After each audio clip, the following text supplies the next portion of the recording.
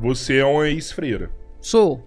Né? E você também, além de ter sido católica um tempo, você foi para a igreja evangélica. Acho que hoje você voltou a ser católica, não sei como você se define frequento hoje, sim a missa. né? Eu tava falando essa semana com um padre o seguinte, hoje a gente vive numa sociedade laica, né? Essa é definida a nossa sociedade hoje, o Estado é laico. Laico. Né? A gente tem que responder às leis do Estado. Só que várias vezes você está sendo julgado pela régua moral da religião. Uhum. O tempo todo você está sendo julgado pela régua moral da religião. Por exemplo, eu não sou judeu. Eu não tenho que guardar sexta-feira. Exatamente. O judeu guarda sexta-feira. Uhum. E se ele não guardar, é pecado. Uhum. Mas eu não guardo e não é pecado. Eu não sou adventista tem que guardar o sábado. E se não guardar o sábado é pecado. Né? Eu não preciso guardar o sábado. Então, assim, algumas pessoas não se definem, tipo, eu não sou religioso. Não sou religioso. E você vê o tempo todo as outras pessoas querendo julgar elas, querendo que elas tenham uma vida pautada na religião. Qual que é a sua opinião sobre isso? A minha opinião sobre isso é que religião é um grande problema. Outro dia o Caio Fábio ainda repostou um vídeo meu. 70% das pessoas que estão dentro das religiões estão adoecidas. Espiritualidade é uma coisa que inclusive a ciência reconhece. Hoje tem um núcleo de estudo de saúde mental e espiritualidade na maioria das universidades. Inclusive conversava com um professor lá de Araxá, um psiquiatra. Lá tem um núcleo de medicina, psiquiatria e espiritualidade. Espiritualidade é uma coisa, transcendência é uma coisa, religião é outra coisa. Religião é uma interpretação de algum código, seja ele o Alcorão, seja ele a Torá, seja ele a Bíblia. E é uma interpretação humana, com uma criação humana, com um rito humano que leva pessoas ali pra dentro e que tem alguém que interpreta. Por isso eu acho religião complicado. Eu não recomendo e nem falo pra não ir. Eu só acho complicado. Porque dentro das religiões é pregado um Deus que você nunca está pronto pra ele. Você sempre tem problema. Você sempre está a desejar. E isso pra nossa saúde mental é um cupim. Com o tempo você adoece. Não dá pra conviver num lugar ou com uma pessoa que você está inapto o tempo todo. Que você peca o tempo todo, que você erra o tempo todo. Isso adoece a gente. E a gente vai entrando num grau de vulnerabilidade que fica fácil ser manipulado. Vou falar uma coisa aqui que vai parar a internet, mas tá tudo bem. Outro dia uma pessoa me falando sobre legendários. E eu especulando, né? Porque não pode falar muito, não sei o quê, porque a gente dorme pouco. Gente, quando você tem privação do sono, o seu cérebro entra num ritmo que a facilidade de absorção e de manipulação é gigante. Por isso que eventos de alguns PNL e de igrejas e de religiões promovem privação do sono. Porque quando uma pessoa fica muito tempo privado do sono, o cérebro dela começa a ter problema. A gente começa a entrar em neurofagia. Os nossos neurônios começam a bater pino. E aí você fica muito mais fácil de ser manipulado. Então, esse pra mim e aí não tô falando mal do Legendários, eu tô falando de uma situação específica. Agora a mesa é um corte. O doutor André falou mal do Legendários. É uma situação específica. Então, assim, eu vejo dentro das religiões uma vulnerabilização das pessoas. Pra que isso? A religião atua ou na compensação ou no medo. Pra que isso? Deus, o Deus que eu creio não é esse Deus. Deus não quer te convencer a ser bom pelo medo. Quando as pessoas justificam, por exemplo, a homossexualidade lá em Romanos, porque os idólatras, não sei o quê, os afeminados não irão para o reino dos céus. Ou seja, via punição. Isso não é assim, não funciona assim. Não é Deus, na minha perspectiva do divino, com o Deus com o qual eu me relaciono, esse Deus não funciona na base da ameaça, na base da compensação, na base do fulano é melhor que Beltrano, na base da imposição. Então, religião pra mim, ela erra, ela escapa nisso, e pra mim é todas. Todas. Quando você vai ver algumas questões que vão deixar isso muito, muito fragilizado no ser humano. O Michel Foucault, que é um filósofo francês, ele fala: as religiões, os hospícios e as escolas atuam do mesmo jeito. E se você prestar atenção, ele fala isso no Ensaio da Loucura, no livro dele. Todas têm música, todas têm rito, todos têm uniforme, todos têm um jeito de funcionar, um modus operandi que vai vulnerabilizando as pessoas. E aí as pessoas vão entrando num nível que alguém passa a ser mediador entre você e Deus. Eu preciso de alguém que interprete a Bíblia pra mim, eu preciso de alguém que explique a Bíblia pra mim, ou o Torá, ou não sei o quê. E aí eu estou à mercê dessa pessoa. Lá na Idade Média, a gente vê isso no filme O Nome da Rosa, as Bíblias foram todas trancadas dentro de um mosteiro, né? E aí passava-se veneno no filme, nas páginas da Bíblia, e a pessoa passava a língua pra passar a página e morria envenenada. É uma metáfora do que aconteceu um pouco na Idade Média, que é tentar conter os livros sagrados para não ter interpretações aleatórias. Hoje nós temos interpretações aleatórias e baseadas em interpretações aleatórias, manipula-se, adoece-se as pessoas, criam regras, criam situações. Eu depois que eu fiz Legendários, eu virei uma pessoa diferente, um homem diferente. Desculpa, mas eu não acredito. Desculpa, caráter a gente adquire, caráter não vem na sua vida da noite pro dia, não. E se você precisou fazer um encontro pra você virar homem, eu tenho minhas dúvidas. O caráter é formado até 12 anos? Não tem uma idade certa, né? Porque caráter tem a ver com valores. Não tem uma idade muito exata, mas o caráter dos seus filhos, você tem filhos que idade? 10, 11, 35. Eu posso dizer que você está formado. Você tem um filho de 35? Tirou. Você foi pai com 10 anos, hein? Não, fui pai com 15, 16. Você tem 50 anos, Albertinho? 52. Mentira, ninguém fala. Não, ninguém fala. Você tem um filho de 35? Tem 32, na verdade. Que isso? Não, o caráter... É aniversário dele hoje, ué. Não é possível. Tá todo mundo hoje. Aí não. Não, o dele é dia 20. Hoje é 17. Sabe, né? aniversário Nossa do filho, Senhora. Não, você é dia 21. pedalada. Dele é 21. Então, hoje é dia 17. Então, voltando ao assunto, dia, eu acho dele é que 21. as religiões, em geral, elas pecam nesse sentido. A palavra religião vem do latim religare. Existe o homem, existe Deus, existe a divindade. Essa divindade ela pode ganhar qualquer nome, cada um acredita na sua. O objetivo da religião é o religare. Essa instituição tem que me levar para lá, para a divindade. Hoje, para mim, as religiões fazem é o desligare. Pois é, mas nós aí, estamos muito menos divinos do que se não estivéssemos na religião. Acho que é o pai da sociologia, Durkheim, né? Emile Durkheim. Ele Durkheim. fala que a religião ela tem a sua importância na sociedade porque ela acaba organizando as pessoas, né? E essa organização da sociedade é o que fez a gente prosperar, é o que fez a gente chegar até aqui.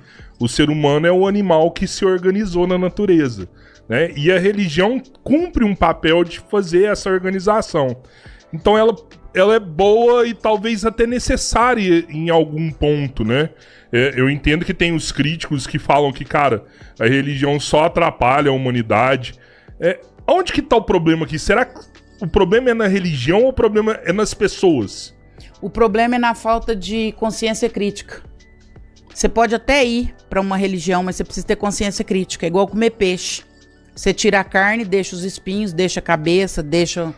Você precisa ir até... Você até pode ir, mas você não pode ir com a cabeça reganhada e tudo que o outro falar, você põe para dentro da sua vida. Senão você sai de lá uma pessoa... Primeiro que você sai um papagaio, ridículo, repetindo o que os outros estão falando. Depois que você sai um ditador, você sai de lá achando que só a sua religião salva, só a sua que é boa. Mas é isso que é pregado lá dentro, é reto. Ó, isso aqui é reto, isso aqui não tem outra interpretação. E aí você fala assim, o Emile Durkheim fala que a religião, de certa forma, ela ajudou a organização da sociedade, mas o Marx também fala, a religião é o ópio do povo. Exato. Ela anestesia as pessoas. Exato. Claro que a religião tem algumas coisas muito boas, mas a religião tem algumas coisas que são muito dignas de questionamento. E eu não vou deixar de falar isso. Eu sou essa, eu falo o que eu penso, eu sou verdadeira, eu não vou deixar de falar isso. Eu vou na missa, mas eu faço peneira. Não é tudo que fala ali dentro. Outro dia eu tava numa missa e o padre falava isso, e minha filha, não, mãe, então eu tenho que vir toda missa. Que não ir na missa todo domingo é pecado mortal. Se você faltar uma missa é pecado mortal. Imagina, gente. Missa é encontro com Deus. Eu quero me sentir à vontade, eu quero ir por amor, eu não quero ir por medo. Não quero ir porque é pecado mortal. Aí no domingo é meu aniversário, jantou todo mundo, almoçou. as vozes estão lá em casa, 4 horas da tarde, todo mundo curtindo. Eu vou tomar banho rápido, mandar todo mundo embora porque eu tenho que ir pra missa, porque é pecado mortal. Para. Ah, mas Deus te deu 7 dias na semana, você não pode separar 1 hora pra encontrar de com coração, Deus? sim, por obrigação, não. De coração eu posso, quero e devo. E eu não separo só 1, eu separo 7. Agora, por obrigação, não. Por obrigação, não mesmo. Regras criadas por homem, eu dispenso todas. Eu penso o seguinte, você gostaria, você tem uma filha, como é que chama sua filha? Amandinha. Amandinha. Amandinha quer muito uma bicicleta, é o sonho dela. Você gostaria que ela falasse com a vizinha e falasse pra vizinha falar com você? Claro que não. O que você gostaria que ela fizesse? Ela fala direto comigo. Por quê? Porque é a maneira correta, é a maneira direta. Isso denota intimidade, não é? Sim, total. Deus, o ideal é a gente ir direto. Pra que a gente precisa de mediador? A religião, eu acredito na religião, na igreja, na missa, no culto, no candomblé, como egrégora. Reunião de pessoas com o mesmo objetivo para cultuar um Deus específico que cada um decidiu. E ali juntos nós estamos formando uma egrégora espiritual. Aí sim eu acredito. Essa é a perspectiva. Só para isso. Se for para ir ali, para dar regra específica, não. E nem para ser também representante de Deus. Se você não reza a semana inteira, se você não conversa com Deus, não vai ser lá na missa o padre rezando para você que isso vai resolver sua vida, não. Ou você tem intimidade com o seu pai, ou você não tem. Mas não tem problema usar intermédio. Você já usou já. Você já rezou pra Nossa Senhora já. Não. Você tem sua santinha lá também. A intermediação dos santos pra mim não é um problema. Não é um problema. Não. Tá, o problema é... O problema é a hora que a gente lida com o ser humano. É isso. Eu acho que a gente precisa conversar com Deus. Eu estava lá no Rio de Janeiro esperando o podcast com a Ana Beatriz e eu estava lá no mar olhando e no mar eu estava conversando com Deus. Falei, Deus, o senhor percebeu que eu nunca perguntei pro senhor por que o senhor levou minha irmã embora? Eu nunca cobrei nada do senhor? Falei, Deus, eu não perguntei porque essa pergunta não passou pelo meu coração. Eu sofri, eu chorei, eu fico triste, mas eu entendo que o senhor tem os desígnios do senhor e tá tudo bem. Eu entendo que o senhor enxerga muito mais amplo, que é um bate-papo. É um bate-papo. Às vezes, situações, sei lá, qualquer situação, às vezes eu tô numa festa tomando uma cerveja, eu converso com Deus. Falo, não, Deus, nós dois é doido mesmo, né? Nós tá aqui, ó, tô tomando uma cerveja, nós dois tá aqui trocando ideia, e eu rindo e contando pro senhor os trem que tá acontecendo. Deus, pra mim, é uma realidade. Ela não é uma realidade do domingo porque é pecado mortal. Se Deus é uma realidade de um domingo e tá preso a um culto, a um líder religioso, você não está se relacionando com Deus. Você está se relacionando com um protótipo de Deus. Deus não. Deus é na sua vida de segunda a segunda. Em qualquer situação que aconteça. Mesmo quando você não entenda. Se eu sofro, ele é Deus. Se eu sou feliz, ele é Deus. Se eu ganho, ele é Deus. Se eu tô pobre, ele é Deus. Se eu perco, ele é Deus. Se alguém morre, ele é Deus. Sabe, eu ando num conflito assim, eu não sei se esse conflito tá cada vez que passa me afastando da religião, sabe? Eu não consigo mais sentar com uma pessoa que olha um homossexual como um pecador, sabe? Tipo, você é um pecador na régua religiosa dele, pô. Exatamente. Ele não é evangélico, caramba. Exatamente. Se ele for evangélico, aí você fala pra ele que ele é pecador. Exatamente. Ele nem acredita na sua religião, pô. É isso aí. Ou você virar pra um cara que é um trans e falar assim, mano, você é um pecador. Cara do seu... Ou talvez até recente agora. O padre Júlio pegou uma transexual e abraçou, precisando de todo o cuidado. Não tinha, ninguém ajudava. Moradora de rua, tava vivendo de prostituição. Aí o padre Júlio abraça e fala assim, gente, isso aqui precisa de carinho. Isso aqui é ser humano, precisa de carinho, precisa da gente. Nossa, que absurdo! O padre tá acolhendo uma transexual. Isso aí precisa de orientação. Tem que deixar de ser transexual, é doente. Precisa ser tratada. É assim que as pessoas olham, velho. As pessoas não olham mais os outros como ser humano. Na régua religiosa delas. Não é religioso, é um morador de rua. Nem acredita no que você acredita. Quando eu tava no convento, Rodrigão, tinha uma rua de prostituição e eu falava assim, gente, eu passava de madrugada, eu falava, gente, alguém precisa ir lá falar de Deus pra essas pessoas. Mas eu falei assim, é muito jargão ir lá. Toda hora tinha alguém lá com Bíblia, mandando eles virar homem e falando de Deus lá pras prostitutas e pros travestis. Eu falei, não, eu preciso arrumar outro jeito de falar de Deus pra eles. Inventei uma pesquisa, fazia faculdade de filosofia, inventei uma pesquisa da faculdade, quanto tempo você tá aqui, você se prostitui desde quando, você já teve parceiro, e fui com essa pesquisa e me apresentava na noite, lá na madrugada. Tudo bem? Tudo, você tá aqui se prostituindo, eu tô aqui com uma pesquisa, eu sou estudante da Universidade Federal, fazia pesquisa. No final eu falava de Deus e falava assim, eu posso te dar um abraço? Eu ouvi histórias tão fantásticas. Teve uma senhora, 42 anos, ela estava se prostituindo na rua, já tinha 8 anos. Eu, depois, no meio do questionário, eu perguntava, qual a justificativa para você estar aqui se prostituindo? Essa senhora falou assim para mim, sabe, menina, na época eu era muito nova, eu tenho uma filha como você, e o sonho da minha filha era fazer faculdade. Ela não conseguiu entrar numa faculdade pública, ela faz faculdade paga. E eu consigo pagar com o dinheiro da prostituição. Eu não arrumei o emprego, porque todo emprego que eu arrumo, eu sou reprovada, porque eu tenho problema grave de coração. Então, eu não sou aprovada no exame admissional. Mas se Deus quiser, minha filha está formando. O ano que vem eu paro de prostituir. Teve um travesti que eu falei pra ele, por que você tá prostituindo? Ele olhou pra mim e falou assim, eu tô prostituindo porque você não aceitaria eu na sua casa como faxineiro. Você aceita? Se você aceitar, amanhã eu tô lá na sua casa pra limpar a sua casa como faxineiro. Você me aceitaria lá na sua casa? E todos, no final, eu falava assim, olha, fiz essa pesquisa, tudo, mas eu sou freira e eu vim aqui te dar um recado final. Eu queria te dizer que Deus te ama e que você é muito importante pra Deus, sendo você quem você é. E abraçava todos. Todos, na hora que eu largava do abraço, estavam em prantos de choro. Muitos falaram pra mim assim, moça, muitos homossexuais, a senhora é a primeira pessoa que vem aqui, fala de Deus pra mim e não me manda virar homem. A senhora tá falando que Deus me ama sendo eu do jeito que eu sou? Eu não preciso deixar de ser gay, eu não preciso deixar de ser travesti. Eu falava, não, Deus te ama do jeito que você é.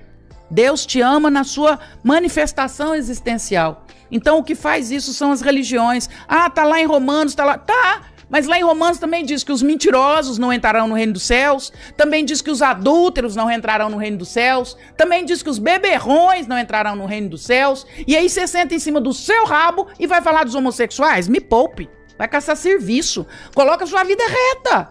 Faça tudo que está escrito na Bíblia antes de você esfregar a Bíblia na cara dos outros. Pega a Bíblia de Gênesis a Apocalipse e vive tudo.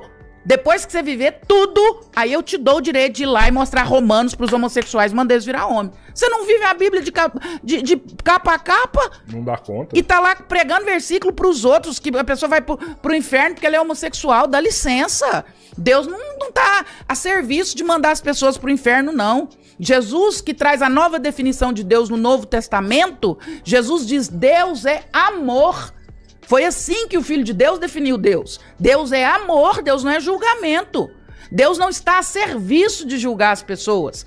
Se dependesse das religiões, o céu estaria vazio. Porque as religiões querem esvaziar o céu. A gente nunca está pronto para o céu. Se eu bebo, eu não vou. Se eu falto na missa, eu não vou. Se eu sou gay, eu não vou. Se eu desejo não sei o quê, eu não vou. Então quem vai? Ninguém vai, então, hein? Ninguém vai. Deus não está a serviço de julgar as pessoas. Deus está a serviço de amar as pessoas.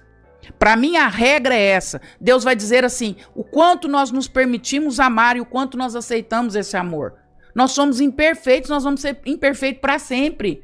Se o meu caso não é a homossexualidade, o meu caso são outros.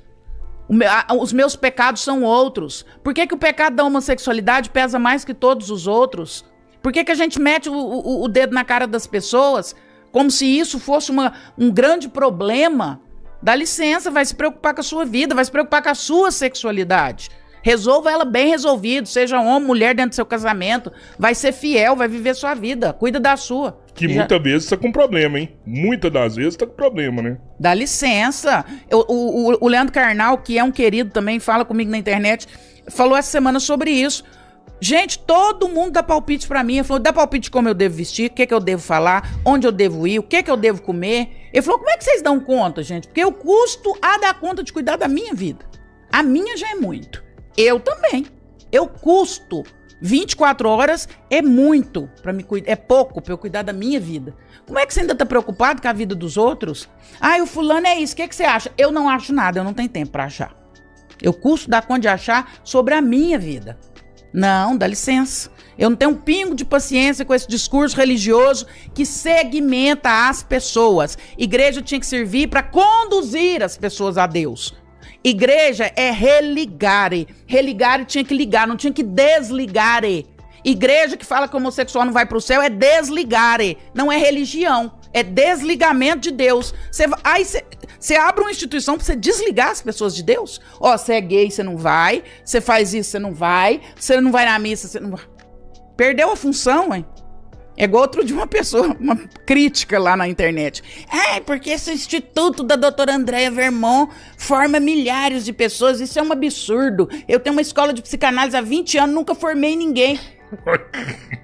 Que discurso de maluco é esse? Isso prova mais de você do que do André. Que discurso de maluco é esse? Você se sente feliz porque você tem uma escola e não forma? Então, qual que é a vantagem de você ter uma escola que não vai... Você se sente feliz porque você tem uma religião e a sua religião não liga? Ela desliga? É isso mesmo que você tá me falando? Isso é conversa de doido. Você é doido que tá conversando. Tá doido. André, por isso que eu gosto de conversar com você. Sai você manda fora. real mesmo. É isso mesmo. Mas eu vou te falar, eu tenho que ficar aqui pra enfocar ela de novo. Porque isso não é da religião, isso são das pessoas. A religião, ela tá lá pra trazer conforto, acalanto, entendimento, não é não? A religião não é o culpado. A igreja não é o vilão. A igreja, ela deveria trazer acalanto. É isso. Aí as pessoas que estão lá é que não sabem fazer o que é proposto de forma correta, não. O que você chama de igreja? Uma casa que acolhe as pessoas. A casa física? Pode ser. Mas a igreja não é isso. A igreja são os líderes. São as pessoas, né? Compõem ela. Não pode ser, porque se for isso, as pessoas vão passar e aí a igreja acaba. Não, a igreja é maior do que as pessoas. Mas o corpo da igreja somos nós. É igual eu falo nas empresas que eu vou dar palestra. Vocês são só um CNPJ. Pega a Apple. A Apple é um CNPJ. O que a gente experimenta da Apple são as pessoas. O vendedor da Apple, o gerente da Apple. A Apple é uma entidade, é um CNPJ. A igreja somos nós, eu sou igreja. Eu preciso sair da missa com o objetivo de fazer igreja durante a semana. Eu preciso ser igreja. Eu preciso ser acolhimento. Se eu não faço isso, essa igreja, ela não cumpre o propósito. E eu não tenho nada contra a igreja, muito pelo contrário. Falecimento da minha irmã, o Padre Olimar, que até já foi aqui de Araguari. Fantástico. Olha que legal. Um querido. Foi lá, fez as exéquias, cantou, chorou, fez a missa de 7º dia. Esse é o nosso papel como igreja. Acolher as pessoas, acolher o órfão, a viúva, aquele que sofre. Esse é o papel da igreja. A igreja não está a serviço de desligar, a igreja está a serviço de religar. Se desliga, tá errado. Se você diz que este não vai, como que você pode falar isso?